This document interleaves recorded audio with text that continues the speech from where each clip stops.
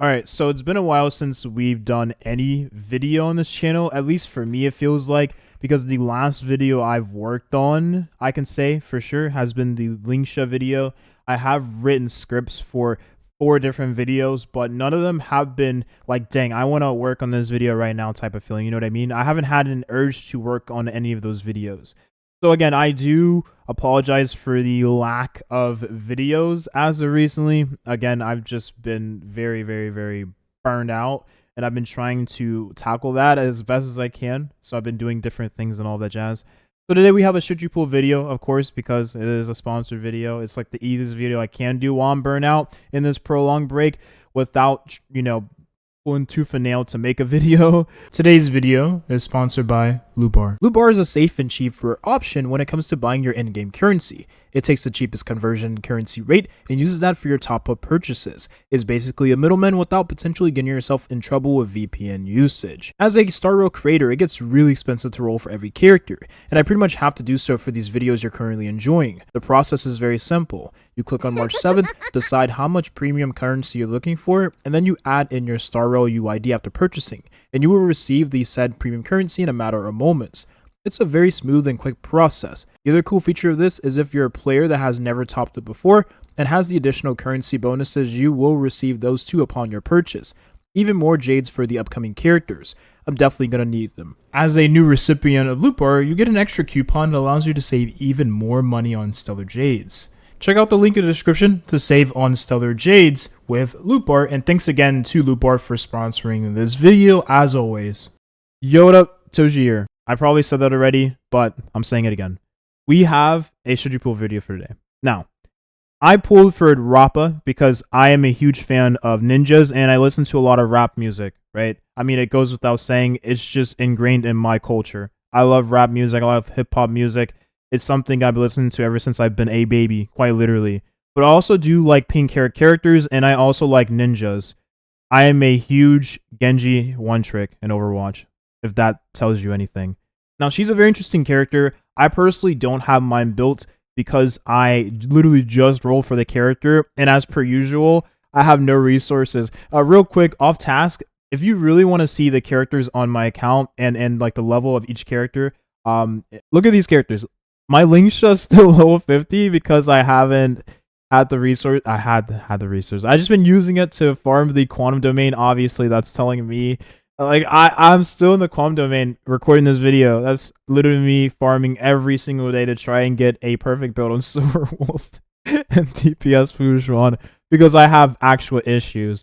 Rappa is an amazing character. Like, really good. The thing is, she suffers the same issue as Denheng Imbibitor Lunae that is a little bit more online when you realize that Rappa is a break character. Which means if you already have Firefly in your account, Rappa is absolutely not needed in any capacity.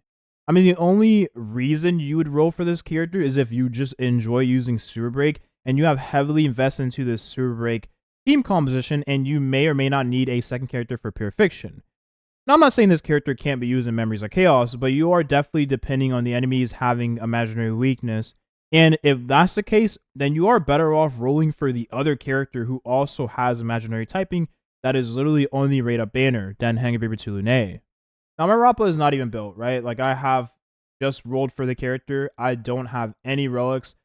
I don't have any of her traces leveled up because I have been religiously farming for my quantum girls. So, since I've been crit farming for crit Fujuan and crit Silverwolf, I haven't really been able to get any pre-farming done for Rappa. I know I'm a horrible content creator. I've always been since day one. You just now realize that. But Rappa is still a very solid character, which I will show showcases of the trial run, and the damage she puts out in the trial run is actually pretty high. The one interesting thing about Sewer Break is that Sewer Break does so much flipping damage with how easy it is to build the team. Like, it is a lot easier to build than a traditional hyper carry crit based damage dealer like Denheng Imbibitor Lunae, and the damage comes online a lot more easier, so to speak, right? And they also are overall the most easy to use auto-friendly comps in the game. That's one of the best things about Rappa and other Sewer Break focused characters, right? Rappa suffers from the enemy not being able to be toughness broken, but also suffers from the enemy not having imaginary weakness. because you take longer to break the toughness of said enemies. Now, maybe we have another character in the future that does help with breaking that toughness, no matter what element the enemy does have, right? Think of an AoE version of Silverwolf without implanting the weakness onto the enemy. That'd be very nice. But as of right now, we don't have that in Honkai Star Rail. And again, if we do have it in the future, I would just pull for Rappa on her rerun if that's the reason why you're not rolling for the character to begin with. But with that being said, if you are fighting enemies that do have the imaginary weakness, then this character becomes a lot better to use than Denheng Beitulai, because not only do you have more damage, but you also have an easier character to build overall that is just a lot better with the newest supports in the game. Again, Denheng hasn't received a support since Sparkle, and even then Sparkle is beginning to become less used than characters like, for instance, Robin, who pretty much do the same thing, but for the whole team, right? And also just the fact that this character synergizes really well with characters like Gallagher, and is also just really good for the follow-up teams in general, which is meta right now. Firefly is a character that comes online a lot easier, is a lot better, a lot more universal than Rappa. And the reason why is because Firefly not only acts as a DPS, but she also acts as a support, essentially. It enables other characters to, well, play the game, right? So for instance, Linksha needs the enemies to have fire weakness because she is a super break support hybrid damage dealer. If you have enemies with implanted fire weakness from Firefly, then Linksha is able to be used, right? She becomes the best in slot. Himiko is the same case for Pure Fiction, because having a character like Firefly that implants fire weakness means you'll always have Himiko with the traces that allows her to get the follow-up attack trace, right? She'll always have stacks all the time, and she'll be able to deal more damage to those enemies because the enemies will have the fire weakness, which, as you know, if the enemies have the weakness you are bringing, the elemental weakness that you are bringing, the enemies will take more damage, and their toughness will be broken as well, right? Obviously, we all know this at this point. Characters like Topaz, I mean, I wouldn't use these two together, but you get the gist, right? Any fire character can benefit from Firefly just from the implanting fire weakness. This is the same case as any quantum character being able to benefit from the existence of Silverwolf, except for this character right here, because obviously she's AoE and she's not single target. But you get the gist again. Steel, and then we have Xingxie, who also does benefit from Silverwolf as well. It's the same case with Firefly. Would I roll for Rappa if I already have Firefly? And the answer is no. Because again, this character you probably already have and you probably already have invested into. And you don't necessarily need a second Super Break character. I mean, you really don't need a second Super Break character. I'm sure at some point we'll probably get another support for Super Break teams just so you can have two Super Break teams. It seems like the most realistic thing the Honkai Star Rail will do in the near future. So both sides of Memories of Chaos, you'll have two different Super Break focused main damage dealers, such as Firefly, and the other one being like Rappa or something, or any other Super Break, like Boot Hill, right? Boot Hill being another example of a Super Break focused character that you would have on one side and another character on the other side, right? I can definitely see that happening in the near future, but I wouldn't roll for Rappa based on that alone unless you do enjoy the Super Break playstyle in general. Wow, she looks really good. Rappa's current best team is the same team that Firefly uses. It's just the difference is this would be the same team you use in Pure Fiction, whereas with Firefly, the team you would use in Pure Fiction would be different. You would, of course, replace Harmony Trailblazer with Himiko instead and just have more overall fire-focused AoE damage. And Linksha is there, of course, to provide that extra AoE fire damage. But Firefly doesn't even have a rerun in this patch, so I don't even know why I'm even telling you this. But anyways, the same team for Rappa.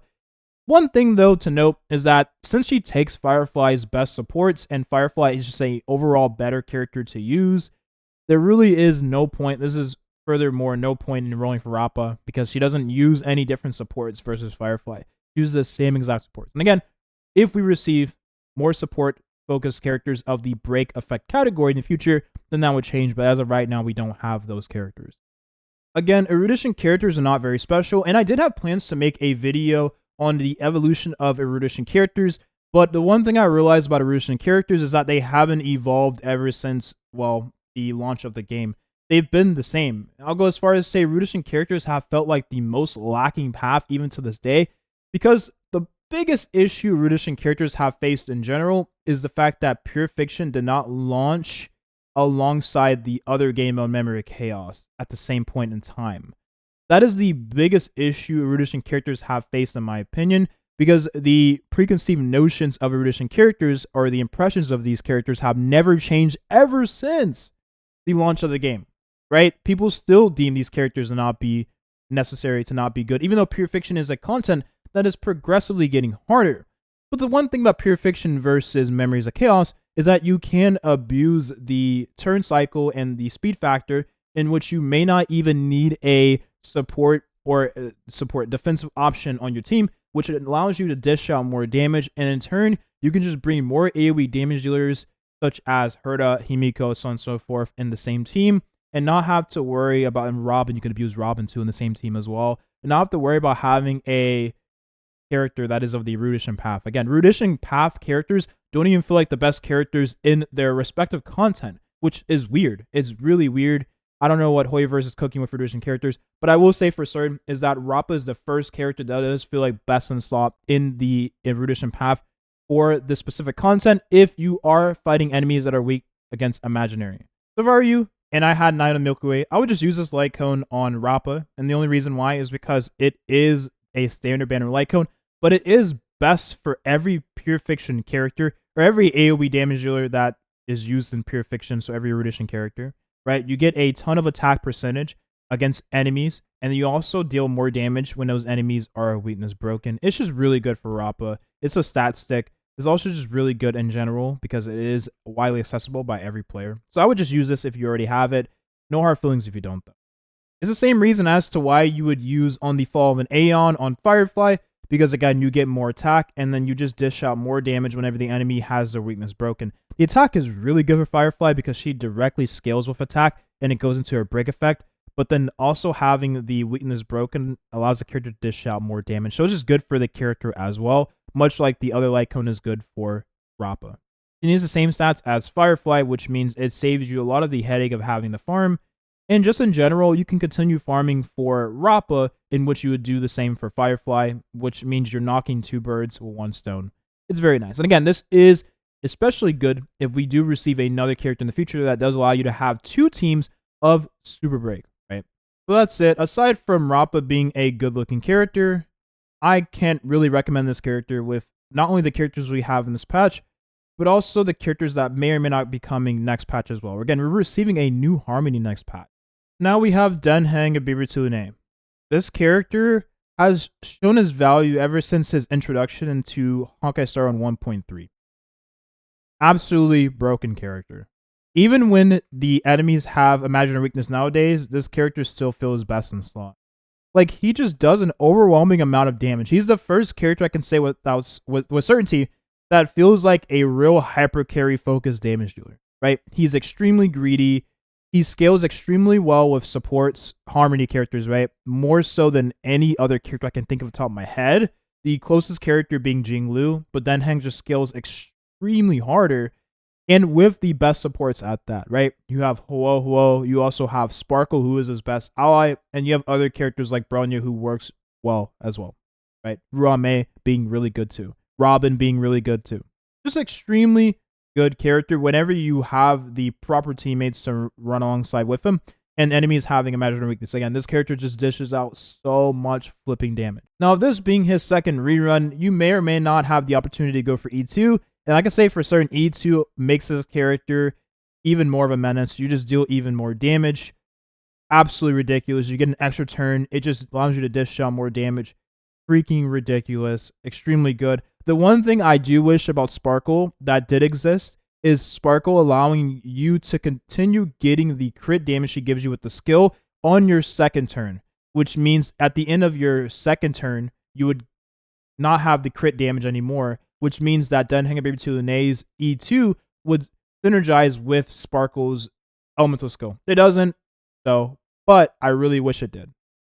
It'd be broken. It would be extremely broken, but I feel like it should. You know what I mean? Especially with how hypercarry is nowadays compared to the other team compositions. Now, the one thing about Denheng Imbibitor Lunae that does stand true ever to this day is the fact that he does not work in pure fiction. I mean, the worst character used in pure fiction. That's why I would value Rappa more than Denheng Imbibitor Lunae, because at the very least, you can use Rappa in pure fiction, best in slot there, right? Of course, erudition character. But she also works in Memories of Chaos. right? When enemies have imaginary weakness. And that's where Den Heng is best at. That's his playground. That's his ballpark. But if you have Rappa, you kill two birds with one stone in terms of content. So it's like Den Heng of Imbibitor Lunae isn't needed anymore because now we finally have a character that is good in both contents, of course, when the content calls for the character. And again, Rappa just ends up being a character that works extremely well with the current meta, which is Super Break. Super Break is meta. Den Heng Imbibitor Lunae is not meta. Hypercarry isn't as meta as Super Break. Now again, you're talking to someone who still uses Seal every single Memory Chaos cycle. I'm not a meta player. I never have been a meta player. I just use my favorite characters in Honkai Star Rail, and that's the way I like to play. So I'm not here to tell you that you shouldn't roll for Den Heng Imbibitor Lunae if you do like the character. You just want to use the character because you find the character fun. Go for it. I'm just saying what the current meta is, and that's just how these videos are structured. And this is again coming from someone who uses the worst character deemed in DPS nowadays, the most power crept character deemed in Honkai Star Rail, right? And I still use her every single Memory Chaos cycle because she's the most fun to me. Now, the one thing about Den Heng Imbibitor Lunae is that his build hasn't changed. You still use him with the same light cone. You still use him with the same relic set. My relic set is definitely not the two-piece Ash Blazing Grand Duke. I don't know why I have this on the character. You still use him with Rudolph Arena. It's just the signature planar set for this character. So of course he'll still be using it. Most of his damage is focused around his elemental skill or basic attack, right? Enhanced basic attack. Now, what is very interesting to take into consideration is that characters like Bronya, and I want to say Sparkle, is going to receive a buff in the near future. Now, obviously, I try to keep up with Star Rail as much as I can. So if you are someone who does like to play around with characters like this, I definitely would keep Den Heng Imbibitor Lunae on your radar because he may or may not become a lot better to use in the near future in terms of DPS output because of characters like Sparkle and characters like Bronya becoming a lot better in the current meta because they may or may not receive a buff in the future. That's all I'm going to really say. I don't really want to get your hopes up if in case anything does change because everything is subject to change if it hasn't been released in the game. I would just keep this on your radar if you are someone who does enjoy hypercarry focused team compositions. But aside from that, he's a solid character to use. And of course, E2 is extremely valuable. If you already have E2 in the character, don't go any further. Just save your resources for other characters and continue using him with Sparkle. I cannot express that enough. Sparkle will remain his best teammate just because of skill points she gives. And I will not imagine any other character ever becoming better to use than Sparkle. This right here still remains one of his best teams to use in Honkai Star Rail. So if you do have these characters, Lunae, Luocha even, again, Luocha is still his best supporter to use. Skill point every single turn. Synergizes extremely well with Den Heng Imbibitor Lunae, who is a character you'll probably have with the lowest HP in the team composition. So most of the time, the character that gets the emergency heal will be Den Heng Imbibitor Lunae, which means that Luocha will always be the one cleansing him, which means he'll virtually never be debuffed, and the Sparkle gives the action forward to him, which also means he'll get rid of those imaginary imprisonment effects debuff, right? Frozen debuff, all that jazz. This character will never be debuffed in this team composition. Again, skill points from all three characters. He'll never run as skill points in this team composition. Now we have the character with the most value, arguably, in this patch. Aventurine. Defensive options support characters typically have the highest value in every single patch. The reason why is because supports rule Star Rail. There was once a saying in Star Rail, support rail, right? Supports just rule in Honkai Star Rail. They're essentially what enable team comps and what shape the meta. They're the characters that quite literally change the meta. And Aventurine is one of those characters that didn't change the meta, but he reinforced the meta, essentially, making follow-up attack characters become even better to use because they have a best-in-slot supporter, such as himself, that allows them to take 0 damage, resist tons of debuffs, and deal even more damage against enemies that have that follow-up attack debuff, increasing their crit damage against those specific enemies. Since he has a debuff on his ultimate, he also works extremely well alongside Acheron, who is also in the same patch we'll talk about at the end here. Aventurine has never changed for me whatsoever. I haven't even changed his build. He still has almost 4k defense. He has 143 speed. I mean, the speed I would just have higher than 134, just so you can give him more turns during the actual fight. And of course, get as close to 4k defense as you can.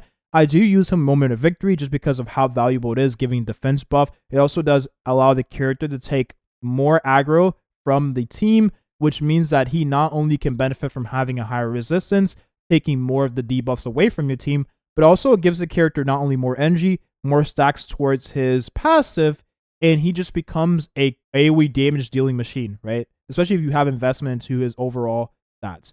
Now, since he scales off the defense, it directly funnels into his crit stats, so you can have a little bit of extra crit on him, but do take into consideration, most of your crit stats will come from your defense overall, so just having higher defense means you'll give more crit on the character for free, right? Now, my traces look like this. And I haven't had to change my traces or upgrade them because it's been okay for me. Now, obviously, I expect you to level up your traces to full. You should always level up your traces to full. There's someone who rolls for every single character. So, I mean, I can't afford to focus on every character, unfortunately. I would just say as priority, you need to make sure you have his skill leveled up to full. This is a no-brainer. This allows your characters to take less damage, right? Because they have more overall effective HP. But also, you have to take into consideration is that whenever they have this shield, they have more resistance. If they don't have this shield, they don't get the resistance buff he gives to the team, right? That's very important to take into consideration. Where is the resistance buff? I think it's a part of his talent here. Here, right here. If they don't have the resistance, the shield, they don't get the resistance buff. Very important to take into consideration. So I would go for the skill, and then I would go for the ultimate, and then I would go for the talent, right? Very important. The one thing they did on this character, they should have did for Fujuan, which very much so disappoints me to this day. Now, obviously, I'm someone who has a Fujuan that has crit stats, but I have E6, right? So, like, does this even matter? But the character doesn't get any way of obtaining crit stats in her kit aside from traces, but she doesn't have any direct funnel into crit rate, crit damage based on her max HP, which is a missed opportunity on the character.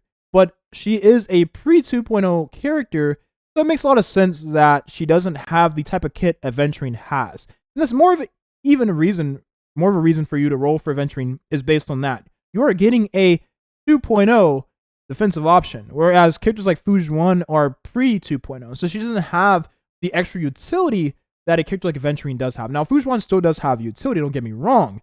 I use this character all the time when I'm using characters like Jing, and I'm using her alongside characters like Seal and Silverwolf, Jing She as well.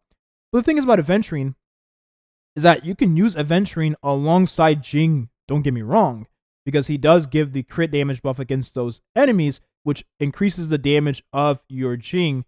He also gives effective resistance, which helps with resisting debuffs. But he's just an overall better character because he puts out more damage over the course of the fights, which synergizes extremely well with Topaz and other follow-up attack characters, and Robin, who gives crit damage and follow-up buffs to the team too, who we'll talk about in just a second when we go over Aventurine's best teams. And lastly, his Eidolon 1 is extremely good because this allows you to use him in a team with Acheron and not have to worry about Acheron taking damage over the course of the fight. This allows him to be a completely skill point positive character for the team comp because you don't have to use your skill to give a shield to the team. It also just makes him really good for the follow-up team even more. But the thing is about the follow-up attack team is that you're dishing out so many follow-up attacks that he's going to get stacks towards his passive anyways. So for the follow-up attack team specifically, you don't need E1. It just increases the crit damage for the team, which is nice. You don't need it though for the follow-up attack team because the best part about this is the shield effect for the team, right? But you don't need that for the follow-up attack team because you just get the shield perma for your team. And Light Cone, of course, Moment of Victory, you don't need to get his signature Light Cone. Moment of Victory is extremely good. I would just roll for this. Get this from the shop if you don't already have it, or just use it if you have it on your account. And as for Relic Choice, just like any other traditional defensive option, you can use him on a broken set. I use him on a 2-piece speed and 2-piece defense set. The defense set is very crucial for him having higher defense. Of course, use the pieces that give you the best results possible. Effect res, you definitely want some effect res on the character. Speed, right? Speed is valuable in him. Create crit damage just to synergize with the crit damage and crit rate he'll already get from his kit. And of course, defense, right? Defense is very important. That allows him not only have a stronger shield, but of course, give more crit stats and dish out more damage since he scales off of defense. That's very important. Now, lastly, The planar set I do use on the character is the resistance set, the broken kill set. I currently am missing my... Who has it right now? I think it's Sparkle. Yeah, Sparkle has it. I use the broken kill set, which gives not only more effect res to the character, but also increases the crit damage of the team furthermore, which is very nice for funneling that extra crit damage to your follow-up attack team and Acheron team as well. And then his effect res ends up being 43, but if you have this with his passive from his elemental skill, right, the shield, you give up to 90%, 90+%. Mine is going to be 93 if I have his talent leveled up all the way, trace leveled up all the way, which means he'll resist every debuff thrown at him. He'll never really be debuffed unless you're fighting. There is times where I've been fighting Kafka and stuff like that, and he just gets debuffed, and this kind of aids. But aside from that, enemies having extremely high, and those specific enemies that Huohuo is best in slot against. The one enemy that throws out the AoE stun, and if you're stunned, you drop down to the bottom turn order. It's so annoying, and then you go back up in turn order, and then you lose your turn. Oh my god, that enemy is my... I hate that enemy with a passion. Like a burning passion. I can't stand that fucking enemy. Holy moly. Aside from that, really good character. Now, his best team is going to look like this.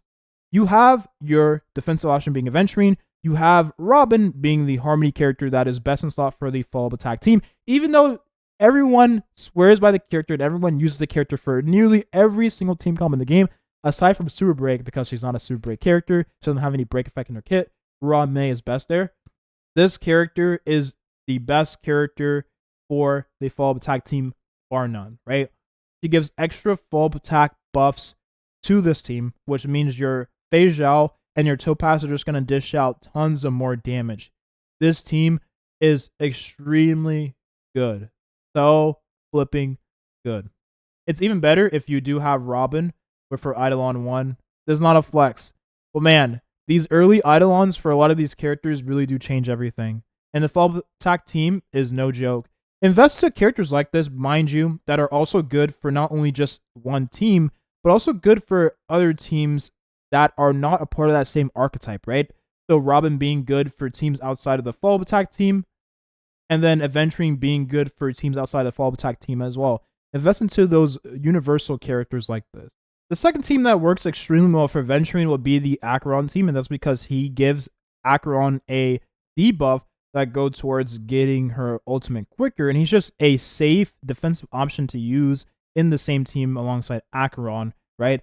The one thing about this team, though, is that you would want JQ, of course, here instead of Sparkle. I just don't have JQ on my account because I ended up rolling for Sparkle. And if you're going to present to me JQ and Sparkle, I'm obviously going to go with Sparkle. It doesn't matter how many copies I have of Sparkle and the fact that I don't have JQ in my account, I will always just pull for extra copies of Sparkle because of Sparkle, right? I need to get this character E6 on her rerun so I can complete my 4 quantum character E6 team.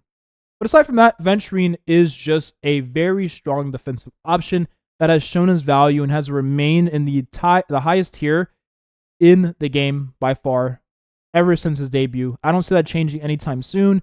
If we do go towards, which we are leaning towards, a more so focused on the Super Break team composition and hyper carry again in the near future, then Aventurine will be a little less valuable, slightly less valuable.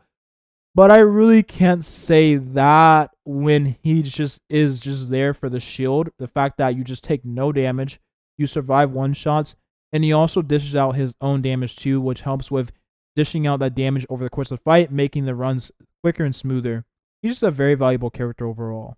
Now, as for the last character, we have Acheron, who is the character I know like 95% of you are going to be rolling for in this patch.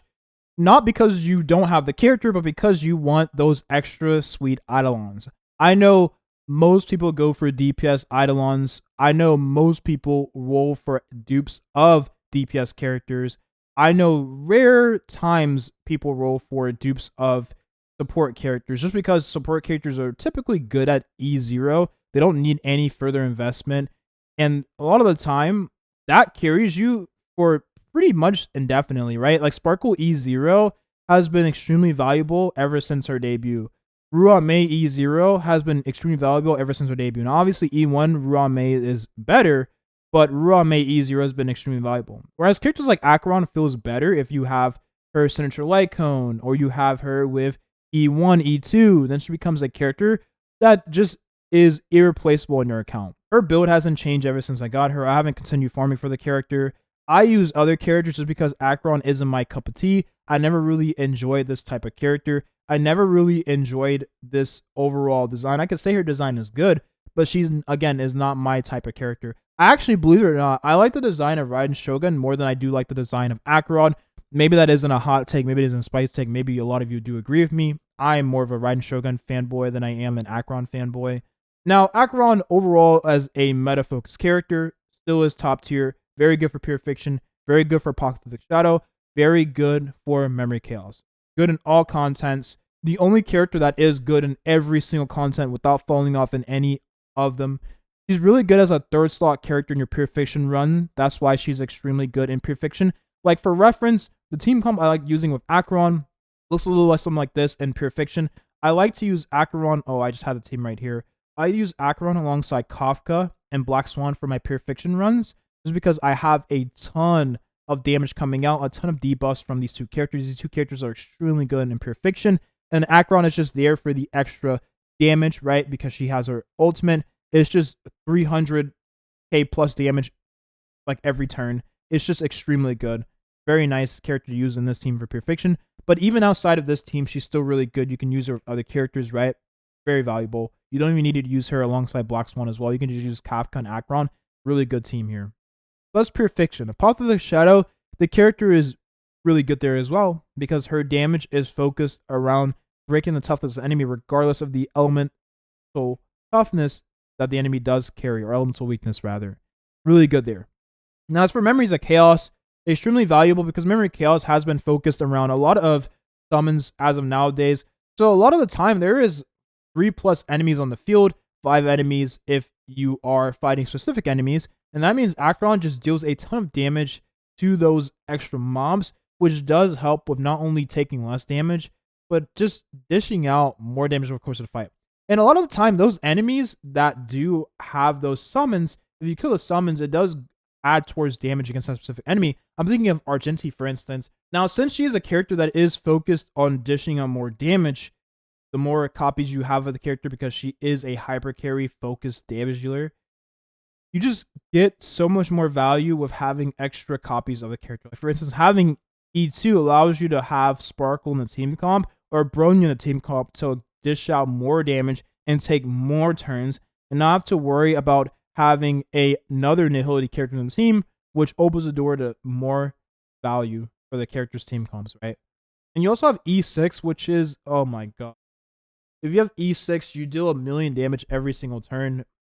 That's just broken. 1,000,000 damage every turn. I've been using her a good night sleep well ever since I got this light code to Refinement 5. I haven't felt the need to change the light code. I did recently pick up another light code. For instance, I picked up this one right here, the Boundless Choreo, which I feel like is good in the character. The problem is that I only have Refinement 1 of it, and it is a gacha light code, so you need more refinements for it to become better. So I don't see myself using this anytime soon, but this is another light cone you can use if you have this on your account already. More crit and more crit damage is good for a character like Acheron, who just wants a ton of extra crit just funnel to her. She dishes out more damage. Again, hyper carry focused damage dealer, crit based damage dealer. Crit damage makes the character better. That's why Sparkle is extremely good with Acheron if you can use her alongside Acheron. So that's it. There really isn't much else to say about Acheron. I showed you her best team before. She works good with any character that can place debuffs into the enemy. Very valuable character. If you already have her, though, I would say getting her light cone is a step in the right direction for more damage overall. That's it. Thank you for watching. Have a nice Thursday. Good luck with your pulls, and I'll see you next video. Bye-bye.